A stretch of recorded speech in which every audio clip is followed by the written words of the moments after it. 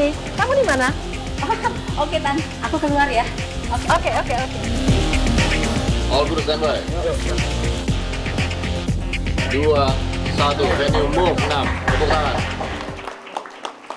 Saya tadi sudah berbincang dengan seseorang yang berhasil mempertahankan eksistensinya selama berpuluh-puluh tahun di dunia film dan juga entertainment. Dan ia juga sudah melewati cobaan yang luar biasa dalam hidupnya dan ia akhirnya bisa melewati itu semua. Kita lihat dulu cuplikan berikut ini. Jeng Leha, kenapa? Kok kusut? Enggak, lagi bebersih. Maklum, rumahnya kotor sekali. Membersihkan jendela, membersihkan lantai, membersihkan kaca-kaca. Rajin sendiri? Ya, sama siapa lagi? Anu tadi Jeng kok ribut? Oh, biasa antara wanita. Oh, memang si Osi orangnya begitu. Kemarin dia berantem sama banci-banci itu. Terus sama si Dindin. Sekarang sama Jeng Leha. Memang orangnya suka cemburuan sih. Gak bisa lihat orang seneng. Alah sudah. Biasa anak muda. Memang keluarganya gak bener. Udah gitu ya kakeknya yang bekas pensiunan kopral. Ya abangnya. Abangnya yang kesini enggak, kesana enggak. Banci. Masa sudah setua gitu belum punya pacar? Sudahlah. Saya mau melanjutkan bebersih. Ini kalau sudah dibaca nih, saya mau pinjem korannya. Ini kalau sudah dibaca loh, Jeng. Tante Rima Melati, silakan Tante. Tan, silakan Tante di sebelah sana. Oh iya. Silakan naik duluan. Tante tadi Cintaku di Rumah Susun itu tahun 87 ya. Oh iya. 87 ya? Ya ampun, udah lama banget Udah ya. lama banget dan di situ Tante ceria sekali luar biasa. Habis itu kan film komedi. Jadi ceria untuk supaya semuanya ikut ceria kali ya. Tante, mohon maaf kalau saya hari ini ingin berbincang mengenai kanker. Tuh. Dan kami tahu persis Tante sudah melewati masa-masa yang luar biasa. Sudah kanker usus, kemudian Iya. juga kanker payudara. Iya. Ya kalau membicarakan hal seperti ini, saya suka ingat aja ya, dan dengan rasa syukur saya kepada Tuhan bahwa saya masih bisa duduk di sini berdua Indi dan Terima begitu kasih. banyak ibu-ibu dan saya lihat juga ada pria di sini. Jadi saya senang sekali lihatnya. Karena selain pria itu menjadi penopang wanita yang di dekatnya juga sakit kanker payudara, mereka juga bisa. Kan mereka juga punya payudara cuman kempas aja gitu. Tante banyak sibuk ya sekarang, segala macam, aktif di yayasan, juga aktif di beberapa hal yang masih berbau entertainment. Nah ketika saya ingin lagi flashback ke masa-masa saat itu, ketika Tante divonis begitu ya, Ya. stadium berapa saat itu Tan? Ya itulah ya, ketika kanker payudara ya, itu saya menyesal sekali datangnya terlambat. Hampir terlambat ya boleh dikata. Stadiumnya sudah 3B menuju 4 karena sudah menyebar kemana-mana. Yang paling untung belum sampai ke paru-paru. Karena kalau sudah ke sana ya mungkin lebih sulit lagi. Reaksi ya. Tante saat itu ketika dapat vonis itu, Tante merasakan apa? Karena gini Indi, sebelum itu saya pernah dapat kanker usus besar. Tapi karena kanker usus besar itu segera terasa sakit gitu loh. Terasa oleh kita begitu? Oleh kita ya, bahwa aduh apa sih ini kok kayak sakit perut, kayak kok nggak hilang-hilang gitu. Jadi kita ke dokter, iya kan, jadi lebih cepat ketahuan lah bahwa ini adalah kanker usus, segera ditangani, dipotong ya, dioperasi oleh dokter dan diobatin. Tapi waktu itu pengobatannya juga tidak terlalu berat karena masih stadium sangat dini. Pada saat kanker payudara itu 7 bulan kemudian? Enggak, Justru 8 tahun sesudahnya. 8 tahun Ya, sesudahnya. Jadi Tidak ada makanya tanda-tanda sakit. tandanya hanya ada benjolan kecil sekali yang memang suka saya pegang-pegang karena something different, ada yang berubah di payudara Nggak saya curiga? gitulah. Enggak curiga karena nggak sakit ya. Jadi saya pegang-pegang terus, makanya mungkin itu kalau ada yang punya gitu jangan pernah dipegang-pegang kayak saya gitu. Makin lama makin besar Indi.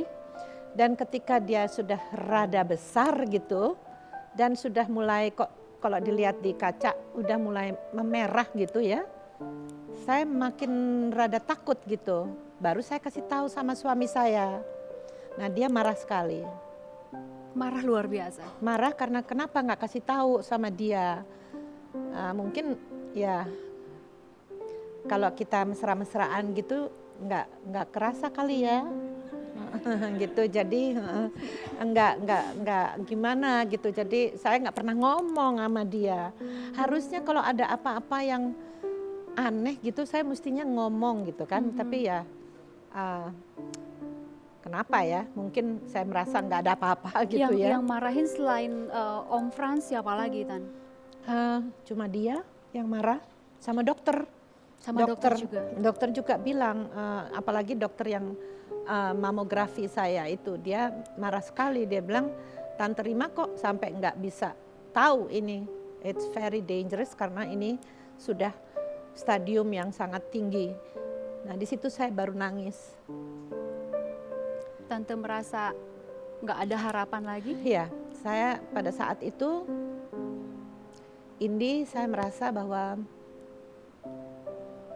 nah inilah akhir saya gitu loh.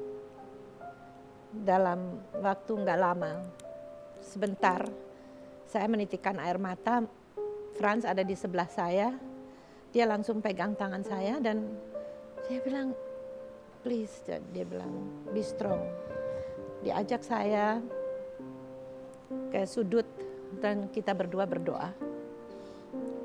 Berdoa, benar-benar berdoa, dan saya pun ikut berdoa dan mohon maaf kepada Tuhan bahwa saya kok cengeng gitu. Kenapa saya nggak langsung minta kepadanya agar saya dibantu untuk menyembuhkan kanker ini.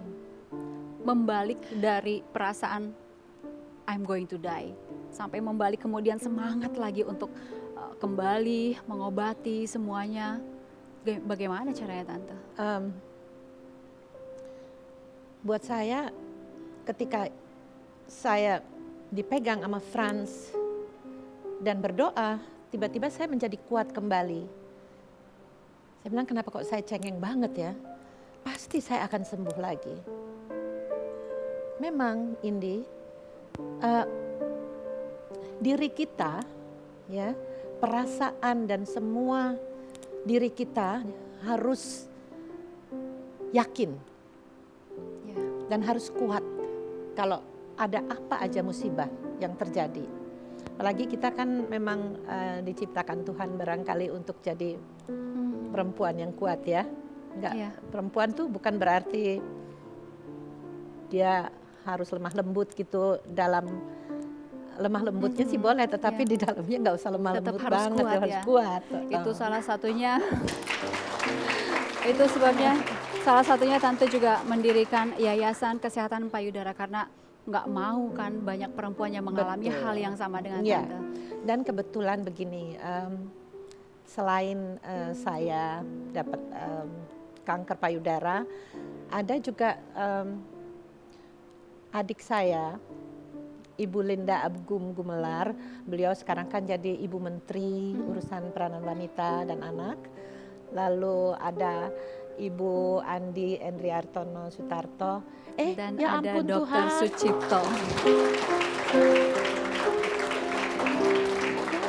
I love you, ya ampun. Untuk Ibu Rima nih aku datang. Tante. Ini siapa Tante? Dokter Sucipto. Duduk dok. Ya, makasih. Untuk Tante, Dr. Sucipto adalah, mungkin bisa diceritakan Tan. Aduh, Dokter Sucipto adalah orang yang paling top deh. Bukan main. Saya jadi nangis saking senengnya. Kenapa Tante? Boleh cerita senangnya itu apa? Dr. Sucipto adalah penggagas untuk membuat bersama-sama dengan Ibu. Tadi saya cerita Ibu Andi, Endriartono Sutarto, Ibu Linda Agung Gumelar, beberapa ibu-ibu.